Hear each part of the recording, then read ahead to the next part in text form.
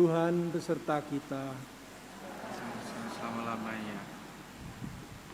Inilah Injil Yesus Kristus menurut Lukas.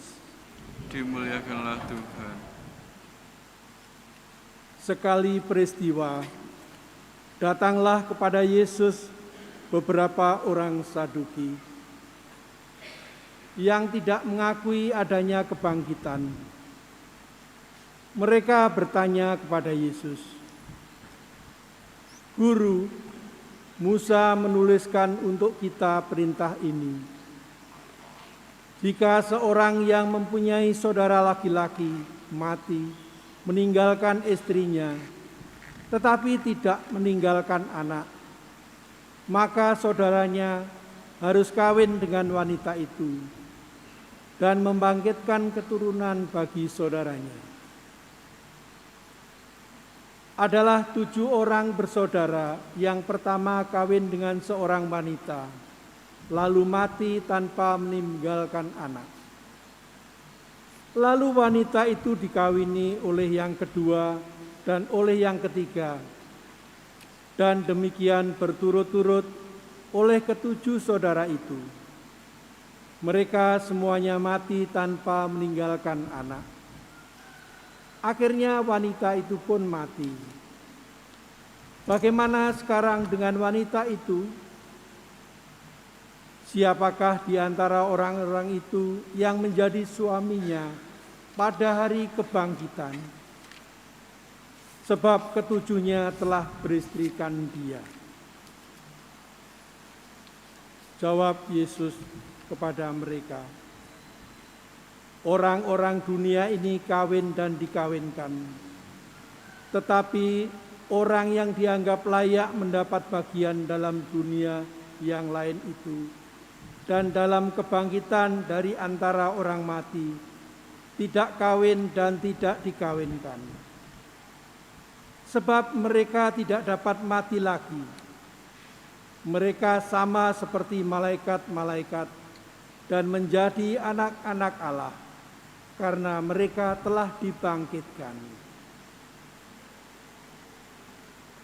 Tentang bangkitnya orang-orang mati, Musa telah memberitahukannya dalam nas tentang semak duri, di mana Tuhan disebut Allah Abraham, Allah Ishak, dan Allah Yakub. Ia bukanlah Allah orang mati, melainkan Allah orang hidup. Sebab di hadapannya dia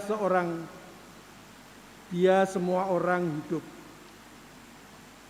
Demikianlah sabda Tuhan. Terpujilah Kristus.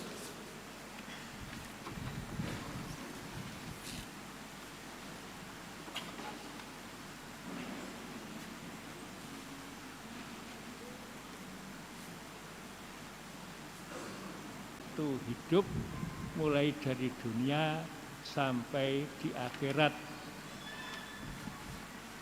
Ketika kita ikut upacara pemakaman, pemimpin upacara itu pada akhir sambutannya baik. Tidak peduli orangnya itu jahat dan lain-lain, juga akan menjawab baik. Tidak ada seorang pun yang akan dikatakan jahat. Seringkali saya ceritakan, saya punya suster Waburga di Rumah Jompo Kediri. Itu kalau omong selalu berkata baik, baik, baik. Tidak peduli maksudnya apa, yang penting kata-kata itu baik.